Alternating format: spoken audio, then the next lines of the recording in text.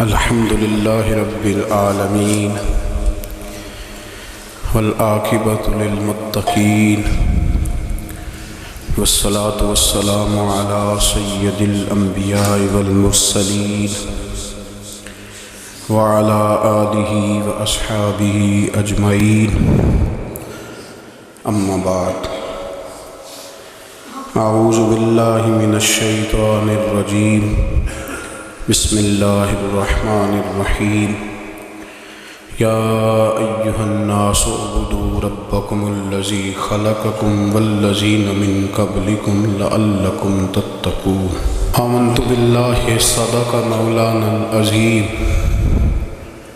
وصدق رسولنا بلاغ المبين ونحن على ذلك لمن الشاهدين والشاكرين والحمد لله رب العالمين قال الله تبارك وتعالى في شان حبيبه مخبرا وامرا إن الله وملائكته يصلون على النبي يا أيها الذين آمنوا صلوا عليه وسلموا تسليما الصلاة والسلام عليك يا سيدي يا رسول الله وعلى آلك وأصحابك يا سيدي يا حبيب الله الصلاة والسلام عليك يا سيدي يا نبي الله وعلى آلك وأصحابك يا سيدي يا نور الله اللهم صل على سيدنا ومولانا محمد معدن الجود والکرم وآلہ وصحبہ وعطرتہ وبارک وسلم۔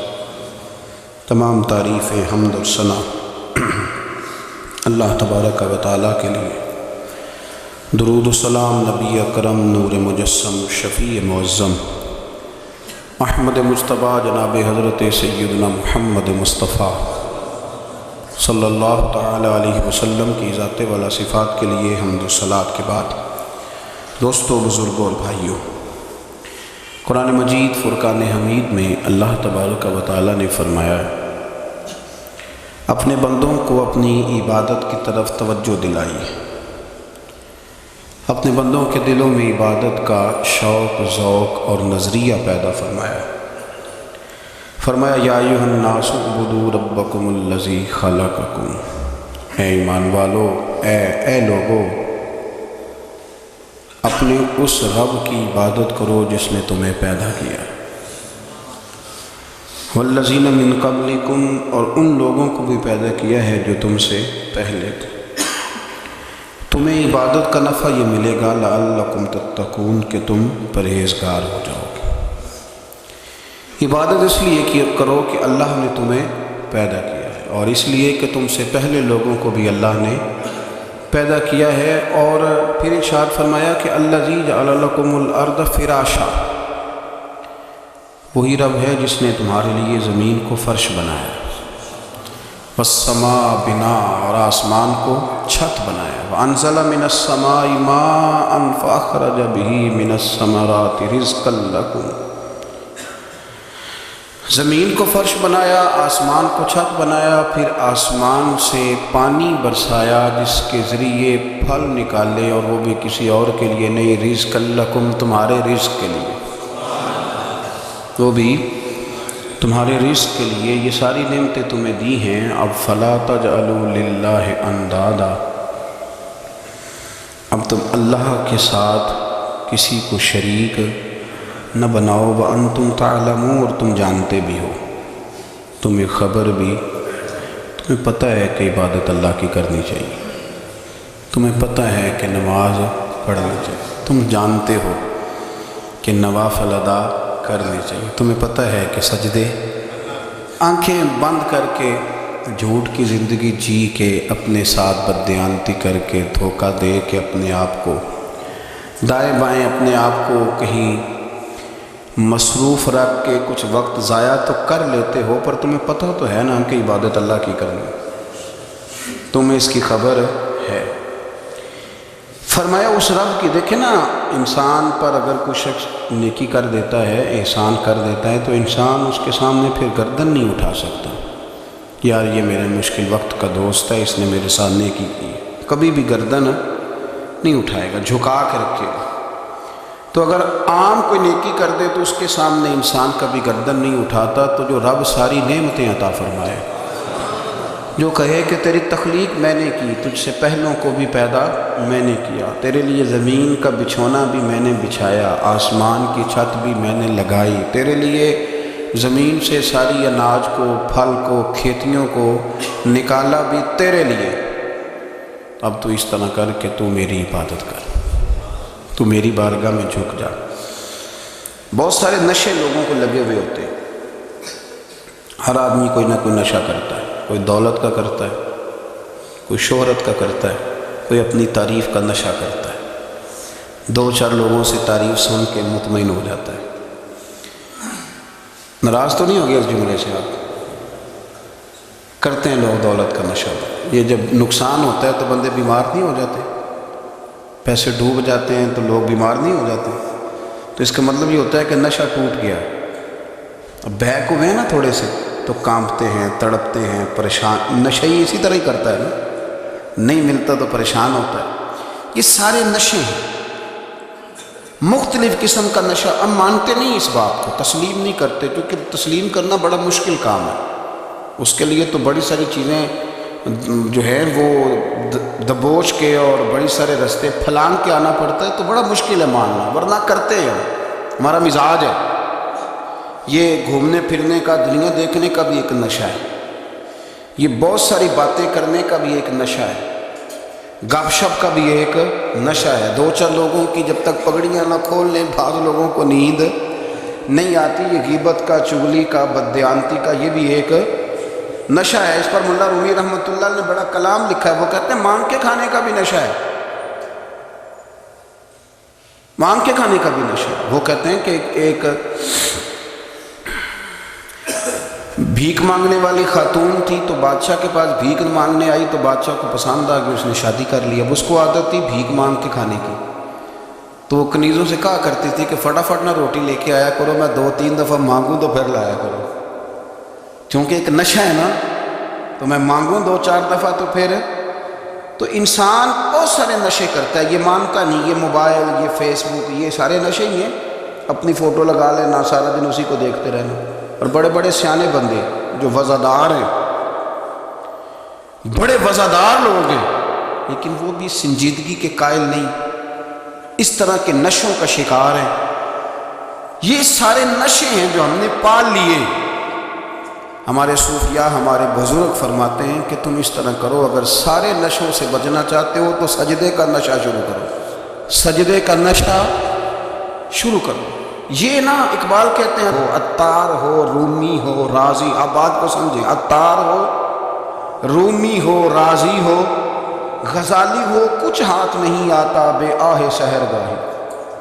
کہتے ہیں بہت بڑا صوفی ہو جیسے فرید الدین عطار تھے، بہت بڑا تصوف کا امام ہو جیسے امام غزالی تھے، بہت بڑا تفسیر کا استاد ہو جیسے امام رازی ہو، عطار ہو، رومی ہو، رازی ہو، غزالی ہو، پر کچھ ہاتھ نہیں آتا بے آہ سحر گاہی۔ اگر سویرے اٹھ کے روتا نہیں نا اللہ کی بارگاہ، اگر تہجد نہیں نہ پڑھتا تو کچھ ہاتھ نہیں آتا بے آہ سحر گاہی۔ پھر اس کو کوئی چیز نصیب، میری بات کی سمجھ آ رہی ہے آپ حضرات؟ جب تک آپ سویرے نہیں اٹھتے، آپ اللہ اللہ نہیں کرتے، آپ کو نوافل کا چسکا نہیں، عبادت کا مزہ نہیں، فرمایا میری عبادت کرو، یہ شوق پیدا کرو، میں نے تمہیں پیدا کیا ہے۔ ہم لوگوں کے نشے مختلف نشے، بڑا عجیب رنگ ہے۔ محفل کی صدارت کرنے والے بڑے پیر صاحب، بڑے القابات ہو، بیچ میں سے بندہ تلاش کرنے سے بھی نہیں مل رہا، اتنے بڑے لقب ہیں اس کے، لیکن وہ ساج سنور کے 2.5 گھنٹے بیٹھا رہا محفل میں، اور نماز کا وقت آیا تو اس نے مختصر سی پڑھی، وہ نکل گیا، وہ ہلکے سے سجدے کیے۔ او اتنا بڑا عشق رسول نعت کا، او ہو کیا بات ہے، اور عشق رسول کا بہت بڑا پیغام اور بہت بڑا مبلغ، وہ بیچارہ سمجھ ہی نہیں سکا کہ اللہ کے رسول نے فرمایا تو نماز پڑھ میری آنکھیں ٹھنڈی ہو جائیں گی۔ تو یہ نشے کے عادی تو ہیں پر حقیقت کے قائل نہیں۔ یہ بس ٹھیک ہے، خوابوں کی دنیا میں لوگ زندہ ہیں، پر جن کو یہ جو نشہ تھا نا عبادت کا، یہ میرے رسول پاک کی چاہت ہے، یہ میرے نبی کریم علیہ السلام کی، آپ دیکھیں نا حضور مہینوں مہینوں جا کے غار حرا میں بیٹھتے، کیا وہاں تبلیغ کرتے تھے؟ کوئی کتاب لکھتے تھے؟ رسول کریم علیہ السلام مہینہ مہینہ رہتے غار حرا میں، کوئی نہ مجھے دیکھے، کوئی نہ مجھے ملے، حضور یہاں کیا ہے؟ فرمایا میں اپنے رب کی عبادت کروں گا۔ نبی کریم علیہ السلام نے سجدوں کے ساتھ پتھروں اور پہاڑوں کو آباد کر دیا، سجدوں کے ساتھ۔ آپ کا سجدہ آپ کو بہت ساری چیزوں سے چھڑا لیتا ہے، یہ بہت ساری جگہوں سے جھکنے سے بچا لیتا ہے۔ صوفیاء اولیاء یہ کیا کرتے تھے؟ یہ سجدے کا ذوق ہی تو پیدا کرتے تھے، سجدے کا ذوق۔ شاہ عبدالعزیز دباغ رحمۃ اللہ تعالی علیہ اپنے مریدوں سے فرمایا کرتے تھے کہ اگر تم پکے نمازی بن جاؤ نا، تہجد گزار ہو جاؤ، تو میرے پاس آنا جانا چھوڑ دینا۔ عرض کی حضور کیوں؟ فرمایا میں تمہارے اور رب رسول کے راستے میں رکاوٹ نہیں بننا چاہتا، اب میرا مقصود ہے تمہیں وہاں تک پہنچانا، جب پہنچ گئے تو پھر میری ضرورت ختم ہو گئی۔ ہاں کبھی وسوسہ آئے، شک پیدا ہو، تکلیف ہو تو آنا، ورنہ میں نہیں چاہتا کہ میں رکاوٹ بنا رہوں۔ تم اللہ اللہ کرو، اس مالک کو راضی کرو۔ میرے رسول پاک علیہ وسلم نے فرمایا بندہ اللہ کے سب سے قریب اس وقت ہوتا ہے جب وہ سجدے کی حالت میں ہوتا ہے۔ کس کے قریب ہوتا ہے؟ اللہ کے سب سے قریب ہوتا ہے، وہ بڑا نیڑے ہے رب کے، بڑا قریب ہے، اس لیے کہ وہ حالت سجدہ میں، وہ جب سجدے کرتا ہے نا اس کی بارگاہ میں جب جھک جاتا ہے۔ آپ ذرا سجدے کی کیفیت دیکھیں نا، زبان بھی یہاں ہے، آنکھ بھی یہاں ہے، کان بھی، عقل بھی ساری، اس نے سارا کچھ رکھ دیا سجدے۔ آپ وہ کبھی پیچھے جائیں تو دیہاتوں میں کہا جاتا تھا ناک سے نکیریں نکالو، بہت بڑی سزا ہوتی تھی نا، ناک سے نکیریں نکالو، بڑی سزا ہوتی تھی۔ تو اس نے کہا مالک مجھے کسی نے کہا نہیں، پر دیکھنا میں نے رکھ دی ساری عقل سجدے میں، اور رکھ کے کہا کیا؟ سبحان ربی یا اللہ، اللہ میں پست ہوں تو اعلیٰ، اللہ تو میرا رب ہے اور تو سب سے اعلیٰ اتنا۔ اور فرمایا جب یہ اس کیفیت میں ہوتا ہے تو پھر یہ اپنے رب کے قریب ہوتا ہے۔ کثرت عبادت، نوافل۔ ہمارے ہاں عمرے کی قرآن اندازی محفلوں پہ ہونے لگ گئی ہے، حالانکہ حدیث سے ثابت نہیں۔ میں دوستوں سے کہتا ہوں جائز ہے، کرنی چاہیے، عمرے کی قرآن اندازی جائز ہے، پر کسی حدیث میں نہیں آئی کہ قرآن اندازی کرو عمرہ کرو۔ حدیث میں قرآن اندازی یہ آئی ہے کہ نبی پاک علیہ السلام نے فرمایا تمہیں پتہ چل جائے نا پہلی صف کا ثواب کتنا ہے، تم قرآن اندازی کرو۔ عمرے کی قرآن اندازی کا تو پوسٹر چھپتا ہے، تو یہ والی قرآن اندازی کب ہونی ہے؟ ہونی چاہیے کہ نہیں؟ حضور نے فرمایا تمہیں پتہ چلے کہ اس کا ثواب کتنا، تو تم قرآن اندازی کرو، تم قرآن ڈالو۔ جب آپ نماز پڑھ رہے ہوتے ہیں، جب آپ کا مصلی آباد ہوتا ہے، صلاح الدین ایوبی ایک بزرگ سے ملاقات ہو گئی، بیت المقدس پر قبضہ تھا عیسائیوں کا، تو صلاح الدین بڑے پریشان تھے۔ بابا جی کہنے لگے پتر کیا ہوا؟ کہنے لگے حضور پتہ چلا ہے دشمن کے 2 بحری بیڑے اسلحہ لے کے آ رہے، مسلمان پہلے ہی کمزور ہیں، اور اب اگر 2 بحری بیڑے اور آ گئے تو حضور مسئلہ بن جائے گا۔ تو میں پریشان ہوں کہ کس طرح یہ کم مسئلے والی ہماری فوج ہے کیسے مقابلہ کرے گی۔ تو بابا جی کہنے لگے پتر اس طرح کرنا، آج رات تو بھی دعا کرنا اور میں بھی کروں گا، تو بھی دعا کرنا، آپ ناراض نہ ہونا، ہم تو پیروں والے ہیں، ہم تو پیروں کے نوکر غلام ہیں، ہمارا تو گزارا ہی نہیں، ہمیں تو ملتا ہے سارا کچھ وہاں سے۔ پر میرا سوال یہ ہے کہ تعویذ لینے جاتے ہو نفل کیوں نہیں پڑھتے؟ رات اللہ اللہ کیوں نہیں کرتے؟ یہ بھی تو ہمارے بزرگوں کا ہی طریقہ ہے، انہوں نے تو ہمیں سکھایا ہے۔ صلاح الدین ایوبی سے بزرگوں نے کہا کہ رات آج نا اللہ اللہ کرنا، تو میں تیرے لیے دعا کروں گا، تو بھی دعا کرنا۔ تو بندہ جب دکھی ہوتا ہے تو سجدہ کرتا ہے، تو پھر ہی تو مصلی بھیگ جاتا ہے، پھر ہی تو مزہ آتا ہے۔ سکھی بندہ تو کعبے جا کے نہیں روتا، دکھی تھے، تکلیف تھی، تو سر رکھا سجدے میں تو تڑپ گئے۔ اور وہ بابا جی کہتے ہیں میں مسجد آیا تو صلاح الدین چیخے مار کے رو رہا تھا اور کہہ رہا تھا مالک میں کوئی اپنی شان کے لیے تو نہیں نہ لڑ رہا، اللہ کو میں کوئی قبضوں کے لیے تو نہیں لڑ رہا، مالک تیرے لیے لڑ رہا ہوں، مجھے بے آبرو نہ کرنا، میری مدد فرمانا۔ کہتے ہیں میں آیا تھا کہ مسجد میں دعا کروں گا، پر صلاح الدین ایوبی کو روتے دیکھا تو میں لوٹ گیا۔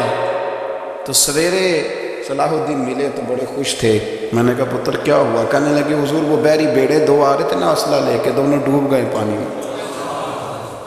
پانی میں ڈوب گئے۔ تو بابا جی کہنے لگے صلاح الدین وہ پانی میں نہیں ڈوبے، وہ تیرے آنسوؤں میں ڈوب گئے، وہ غرق ہو گئے۔ وہ جو تو نے مسلح بات کیا تو وہ تیرے آنسوؤں میں ڈوب گئے، وہ غرق ہو گئے، وہ تباہ، اتنے قیمتی تھے تیرے آنسو کے بہا لے گئے دشمن کے بحری بیڑوں کو۔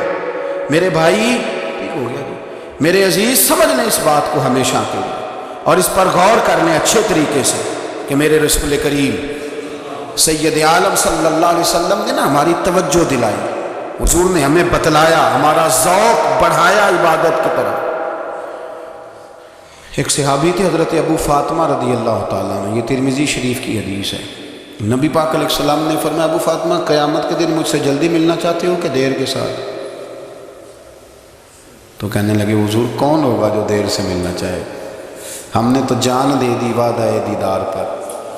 اعلیٰ حضرت فرماتے ہیں جان دے دی وعدہ اور نقد اپنا دام ہو ہی جائے گا۔ مجھے لگتا ہے کہ یہ سودا نقد و نقد ہو جانا ہے، چونکہ ہم نے جان دے دی وعدہ دیدار پر۔ آپ نے وعدہ کیا تھا کہ مریں گے تو پھر زیارت ہوگی، تو مر گئے ہم زیارت کی خاطر۔ جان دے دی وعدہ دیدار پر، تو نقد اپنا دام ہو ہی جائے گا۔ اے رضا ہر کام کا ایک وقت ہے، دل کو بھی آرام ہو ہی جائے گا۔ تو حضرت ابو فاطمہ رضی اللہ تعالیٰ عنہ سے نبی پاک صلی اللہ علیہ وسلم نے فرمایا جلدی ملنا چاہتے ہو کہ دیر سے؟ اس کی حضور فٹافٹ ملنا ہے، میں نے قیامت کے دن آپ سے جلدی ملنا ہے۔ تو نبی پاک علیہ السلام نے فرمایا پھر اس طرح کرنا، دنیا میں رہ کے سجدے زیادہ کرنا، پھر سجدے زیادہ کرنا، قیامت میں ملاقات جلدی ہو جائے، قرب ملے گا تمہیں۔ اپنے بچوں کے اندر دیکھیں نا، ہم شوق پیدا کرتے ہیں، ہمیں صحیح لفظ نہیں بولنے آتے ہیں، پر ہم بچوں میں شوق پیدا کرتے ہیں کہ پتر ڈاکٹر بن جائے گا تو بڑا نفع کرے گا، تو لوگوں کی خدمت کرے گا، ملک و ملت کی خدمت کرے گا، تیرے ابا کا نام روشن ہوگا، تیرے دادا کی تعریفیں ہوں گی۔ ہم یہ ذوق پیدا کرتے ہیں۔ ہم اپنے نوجوانوں کے اندر یہ فکر پیدا کرتے ہیں، انہیں ہم سمجھاتے ہیں کہ میاں جب تم پڑھو گے، محنت کرو گے تو فلاں آدمی کی طرح تمہارا نام ہوگا۔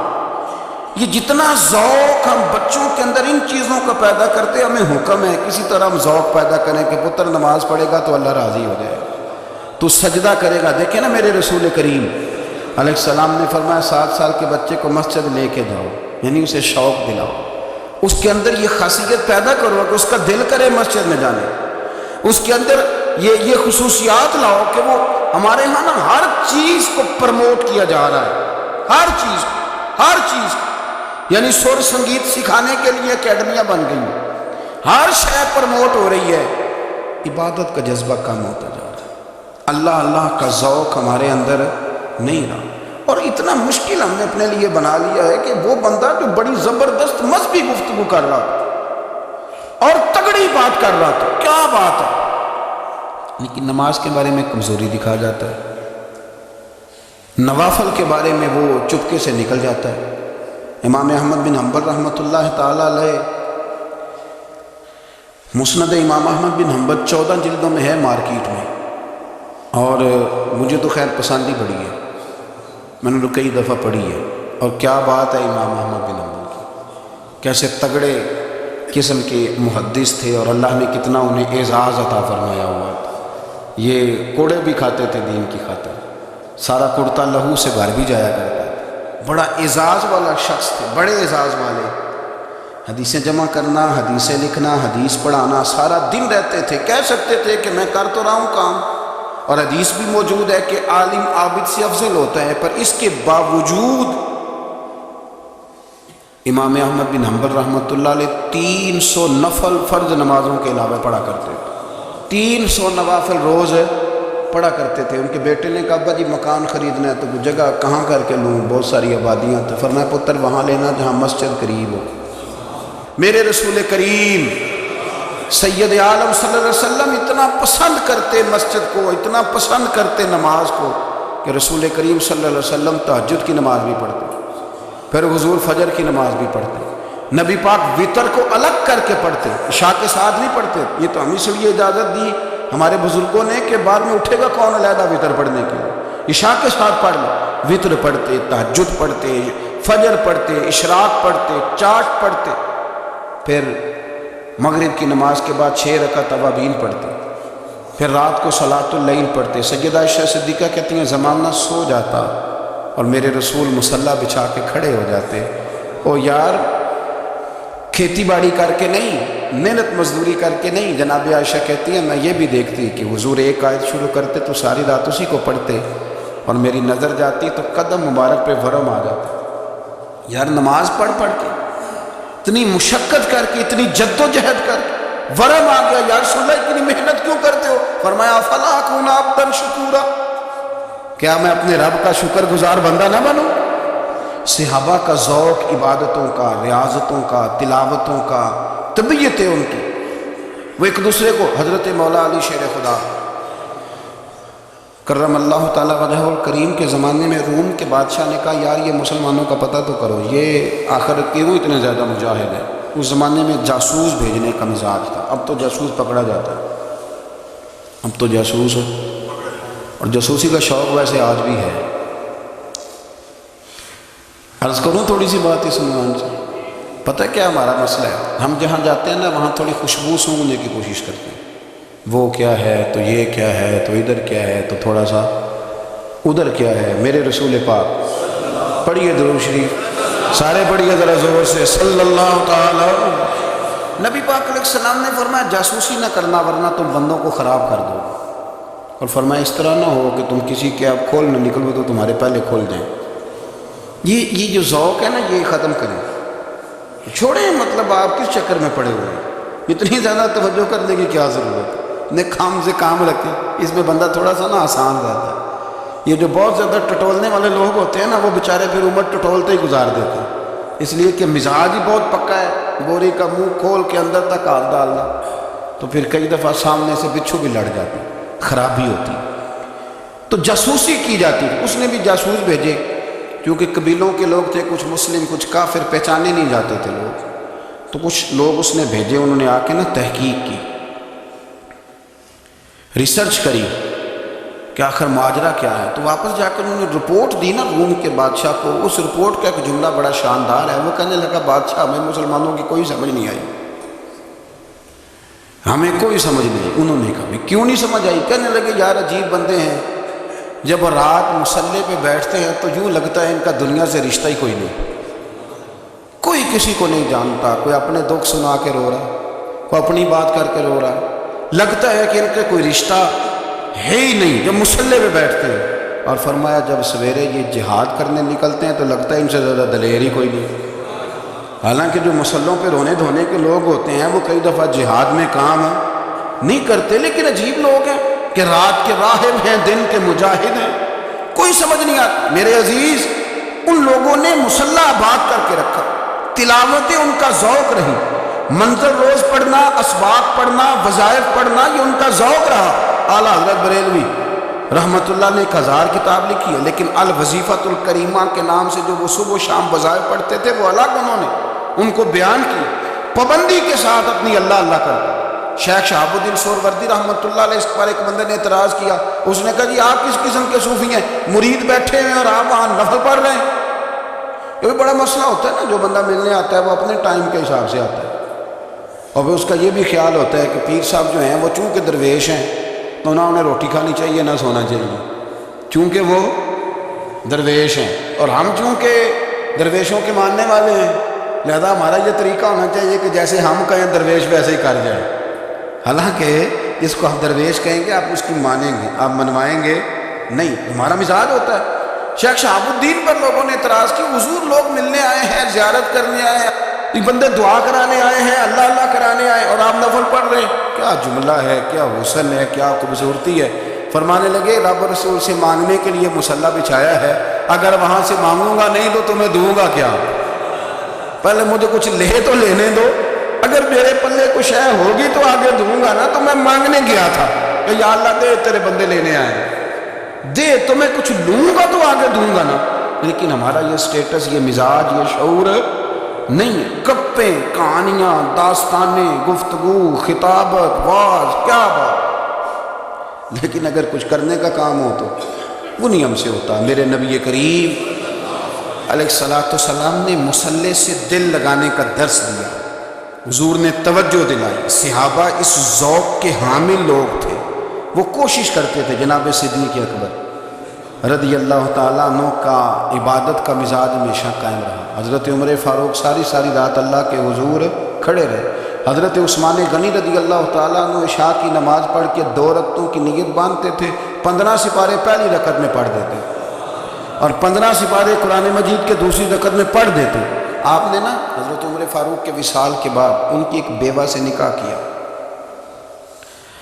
حضرت عثمان غنی نے نکاح کیا۔ وہ خاتون آپ کے نکاح میں آئیں تو عرض کرنے لگی، امیر المومنین میرے لیے اعزاز تو بہت ہے کہ میں امیر المومنین کی بیوہ تھی تو امیر المومنین کی منکوحہ ہو گئی ہوں، لیکن حضور نہ تو میں جوان ہوں کہ میرے اندر رغبت ہوتی اور نہ میں اب اس قابل ہوں کہ کوئی خدمت کر سکوں، میرے ساتھ نکاح کی وجہ کیا بنی؟ تو عثمان غنی رو پڑے، فرمانے لگے میں نے عمر فاروق کو مسجد میں اپنے رب سے ڈرتے ہوئے دیکھا، میں نے اسے روتے ہوئے دیکھا، عدل کرتے دیکھا، انصاف کرتے دیکھا، امت کی خیر خواہی کرتے دیکھا۔ تمہارے ساتھ نکاح اس لیے کیا ہے کہ تم مجھے یہ بتاؤ کہ عمر فاروق گھر کے اندر اپنے رب کو کیسے راضی کرتے تھے، گھر کے اندر کیسے راضی کرتے تھے، وہ طریقے بتلاؤ، تم بتاتی جانا اور میں بھی اسی طرح گھر میں عبادت کروں۔ میرے رسول کریم علیہ السلام نے ارشاد فرمایا، حضور فرمانے لگے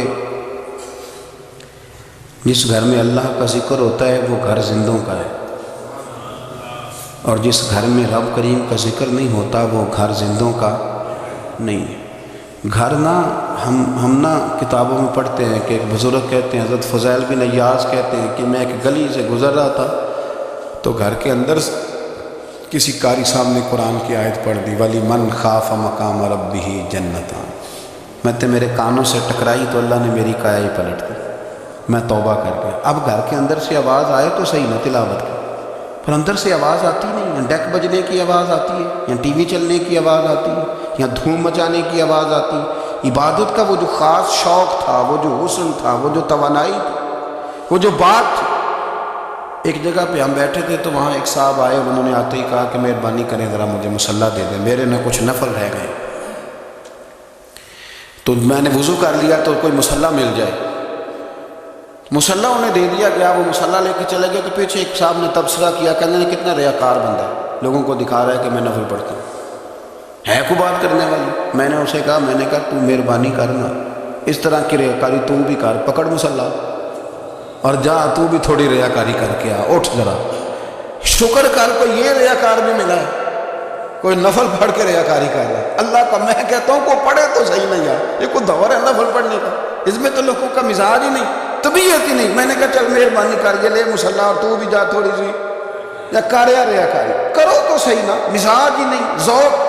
جمعے کی نماز پڑھ کے یوں دنیا بھاگتی ہے، او ہو پتہ نہیں کون سی پیچھے آگ تھی جو بجھائی جائے، اور آج تک لوگ مسئلہ پوچھ رہے ہیں کہ جمعے کی بعد والی سنتیں کتنی ہوتی ہیں۔ میں نے کہا کتنے سال ہو گئے جمعہ پڑھتے، کتنے سال ہو گئے، ابھی تک سنتوں کا نہیں پتہ، ابھی تک نہیں علم کے پہلے کتنی رکھتے ہیں اور بعد میں کتنی رکھتے ہیں۔ فجر کی سنتیں کب پڑھنی چاہیے، سنو فجر کی سنتوں کے بارے میں۔ میرے رسول کریم سید عالم صلی اللہ تعالیٰ علیہ وسلم سے ایک صحابی نے پوچھا تھا، حضور میری فجر کی سنتیں رہ گئیں یا رہ جاتی ہیں تو حکم کیا ہے، کیا انداز ہے حضور کا۔ بخاری مسلم کے لفظ سنو، حضور سید عالم صلی اللہ علیہ وسلم فرمانے لگے، اس نے کیا پوچھا تھا، حضور جواب کیا دیتے، فرمایا فجر کی سنتیں کبھی نہ چھوڑنا، فجر کی پہلی 2 سنتیں کبھی نہ چھوڑنا۔ یا رسول اللہ صلی اللہ تعالیٰ علیہ وسلم میری رہ گئی ہیں، رہ جاتی ہیں، فرمایا فجر کی 2 سنتیں نہ چھوڑنا، فرمایا فجر کی پہلی 2 سنتیں مجھے دنیا اور دنیا کے اندر جو کچھ ہے وہ سب سے زیادہ پیاری ہے۔ فجر کی 2 سنتیں دنیا اور دنیا میں جو کچھ ہے مجھے وہ سب سے زیادہ پیاری ہے، اس لیے فجر کی سنتیں نہ چھوڑنا۔ اپنا ذوق، اپنی طبیعت، ہم نے نا ذوق غلط بنا لیا۔ اگر 20 بندے کہہ بھی دیں گے تو نے بڑی شاندار تلاوت کیا تو کیا اس سے بنے گا، 100 بندہ کہہ بھی دے تیری کیا بات ہے، کیا بات ہے نعت خاں کی، کیا بات ہے علامہ صاحب کی، پیر صاحب کی، پیر مہر علی شاہ صاحب رحمۃ اللہ علیہ۔ آپ تشریف فرما تھے تو آپ کے ایک ہی بیٹے بابو جی جن کو کہا جاتا ہے، جس دن صاحبزادے پیدا ہوئے تو خادم نہ وہاں سے نکلا. ان لوگوں کے شوق اور طرح کے تھے نا، تو ان کی توجہ بھی اپنے شوق کی طرف رہتی. تو خادم نکلا اندر سے، پیر صاحب مبارک ہو، پیر صاحب مبارک ہو، پیر صاحب مبارک ہو، پیر صاحب مبارک ہو، شور کر رہا ہے. تو پیر صاحب کو وجد ہو گیا، اللہ اکبر اللہ اکبر اللہ. وہ کیا ہوا؟ کس بات کی مبارک دے رہے ہو؟ اس کی حضور اللہ نے بیٹا دیے. تو آپ فرمانے لگے اچھا حضور آپ کیا ہوا، آپ تو پریشان ہو گئے. فرمانے لگے جب تم نے 3 دفعہ کہا نا مہر علی کو مبارک ہو، تو میں سمجھا تھا شاید تجھے کسی نے بتا دیا ہے کہ مہر علی سے اللہ راضی ہوگا. میں سمجھا تھا کہ شاید تو یہ خبر لے کے آیا ہے کہ کسی نے بتایا ہے کہ مجھے آج خبر ملی ہے کہ مہر علی سے رب اچھا پتر ہوا ہے. الحمدللہ اللہ کا شکر ہے. پر میرے لیے مبارک کا دن وہ ہوگا جب میرا رب کہے گا کہ میں مہر علی سے راضی ہوں. میرے محبوب کہیں گے کہ میں مہر علی سے. آپ بات کو سمجھیں. شوق ہی کسی اور طرف تھا، دل ہی کہیں اور لگا ہوا تھا، طبیعت ہی کہیں اور مائل تھی. کوئی وظیفہ پوچھتے تھے تو پڑھتے تھے وہ لوگ، کچھ اللہ اللہ انہیں بتائی جاتی تھی تو کرنے کا ذوق رکھتے تھے، طبیعت تھی، قائل تھے. حضرت ربیع کہتے ہیں میں بڑی دور سے سفر کر کے گیا حضرت اویس کرنی سے ملنے، بڑی دور سے. اور جب میں پہنچا تو فجر کا وقت تھا. تو حضرت اویس کرنی کو میں نے پا لیا. تو وہ نماز پڑھ کے نا قرآن شریف لے کے بیٹھ گئے. فرماتے اشراق چاشت کا وقت ہوا تو نفلوں کی نیت باندھ لی. محدث ابن الجوزی نے لکھا ہے، فرماتے ہیں پھر جب زوال کا وقت ہوا تو مسجد میں جھاڑو دینے لگا. زور کی نماز پڑھ کے تو عصر کی تیاری تک وہ مسجد میں بیٹھے رہے. اور میرے نبی پاک علیہ السلام نے فرمایا جو نماز کے انتظار میں بیٹھا ہو وہ نماز ہی میں ہے، وہ نماز ہی میں ہے. فرمایا میری دنیا میری امت کی جو رہبانیت ہے نا وہ اتنی ہے کہ نماز کا انتظار کرے. اذان کے بعد نماز کا یہ راہب ہے، یہ اس وقت چھوڑ کے بیٹھے ہیں سارا کچھ. فرماتے ہیں عصر تک انہوں نے اللہ اللہ کی، پھر مغرب تک کی. عشاء کی نماز ہوئی تو نماز پڑھی تو وہ تھک گئے. اب مجھے وہ فارغ ہوں مصلی چھوڑے تو میں ملاقات کروں نا. یہ آپ حیران نہ ہو کہ اتنی دیر بندہ کیسے اللہ اللہ کر. ہم نے کی نہیں نا اس لیے ہم پریشان ہیں. جو عادی ہوتے ہیں وہ کر بھی لیتے ہیں. وہ یہ کام میری بات کی سمجھ آ رہی ہے؟ جب جاتے ہو کسی دفتر میں تو 8 گھنٹے کھڑے رہ لیتے ہو نا. مجبوری ہوتی ہے تو کھڑے رہا جا سکتا ہے. پاسپورٹ کے دفتر بولیے، امیگریشن کی لائنوں میں، اور میں نے تو ایمبیسیوں میں بندے 12 گھنٹے پہلے جا کے کھڑے دیکھے. رہ لیتے ہیں کھڑے. تو اگر ان کاموں کے لیے رہا جاتا ہے تو اللہ رسول کے لیے بھی کھڑے رہا جا سکتا ہے. تو فرمانے لگے کہ جب عشاء کی نماز کے بعد آخر انسان تھے، تھک گئے، نیند کا غلبہ ہوا تو تھوڑی ایسے آنکھ بند ہوئی تو کھلی تو رونے لگے. حضرت ویسے کر دیا، رو کے کہنے لگے مالک مجھے غافل تو نہ کر، ابھی میں نے کیا بھی کچھ نہیں، دن ختم ہو گیا، کوئی نفل نہیں، کوئی اللہ اللہ نہیں، اللہ مجھے غافل نہ کر، میری مدد فرما. فرماتے ہیں جب وہ روئے تو میرے ساتھ جو شخص تھا میں نے کہا اٹھو چلیں. کہنے لگا حضور ملنا نہیں. فرمایا جو میں لینے آیا تھا وہ مجھے مل گیا، جو میں ان سے سیکھنے آیا تھا وہ مجھے نصیب ہو گیا. اب اور میں نے کیا لینا، ختم ہو گئی بات، اٹھو چلیں. اللہ کے بندوں نے حضرت ربیعہ بن کعب اسلمی رضی اللہ تعالیٰ عنہ فرماتے ہیں، کہتے ہیں جب بنو قریظہ اور بنو نذیر یہودیوں کے ساتھ حضور علیہ السلام نے جنگ کا اعلان فرمایا تو وہ دشمن ہو گئے. ہمیں خطرہ تھا کہ وہ رات کو کہیں محبوب کو تکلیف نہ دیں. تو کچھ لوگ نا تلواریں لے کے نبی پاک کے دروازے پہ پہرے داری کرتے تھے. گن مین رکھنا حرام نہیں، اگر کسی کو واقعی خطرہ ہو تو اس کے لیے سنت بھی ہے. حضرت علی المرتضیٰ تلوار لے کے حضور کے گھر کا پہرا دیتے تھے.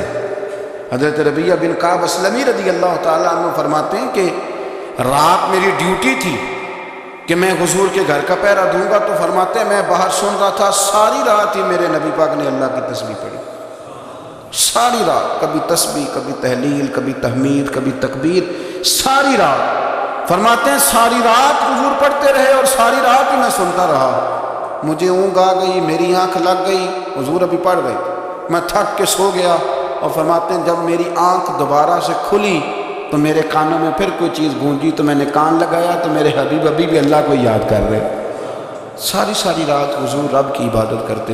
اسی لیے تو کہا یا ایھا المزمل قم اللیل الا قلیلا. حبیب ساری رات تو نہ جاگا، تھوڑا آرام بھی کر لیا کرو. میرے بھائی اپنا مصلی، اپنی عبادات، اپنے وظائف اللہ اللہ جو آپ نے کسی سے سیکھی ہے اس کو کبھی کمزور نہ ہونے دیں۔ شجرہ شریف جو کسی بزرگ سے آپ لے لیتے ہیں تو کیا رسم ہے کوئی؟ اس پہ کچھ لکھا ہوتا ہے، وہ پڑھنے کے لیے دیا جاتا ہے، اس پہ لکھا ہوتا ہے کہ یہ اللہ اللہ آپ نے کرنی ہے۔ ساری زندگی کسی اسکول میں داخل ہو گئے اور وہاں جا کے آپ نصاب ہی نہ پڑھیں، کتاب ہی نہ کھولیں تو پاس ہو جائیں گے؟ وہ کہتے ہیں میں 20 سال جاتا رہا ملا کچھ نہیں، تو آپ نے لیا کیا ہے؟ ایک اتنی سی کتاب تھی، اس کو تو کھول کے آپ دیکھ نہیں سکے، اس کے وظائف تک تو رسائی نہ ہوئی، اس لیے کہ اللہ اللہ کرنا مشکل ہے اور تصویر کھنچانا یہ آسان کام ہے۔ تو جو آسان ہے اس طرف ہماری توجہ لگی رہتی ہے اور جو مشکل ہے اس طرف ہم ذوق پیدا نہیں کرتے۔ یا ایھا الناس اعبدوا ربکم الذی خلقکم والذین من قبلکم لعلکم تتقون، اے لوگو اس رب کی عبادت کرو جس نے تمہیں پیدا کیا اور تم سے پہلوں کو پیدا کیا، اس لیے عبادت کرو کہ تم پرہیزگار ہو جاؤ گے۔ مالک سمجھنے کی توفیق عطا فرمائے۔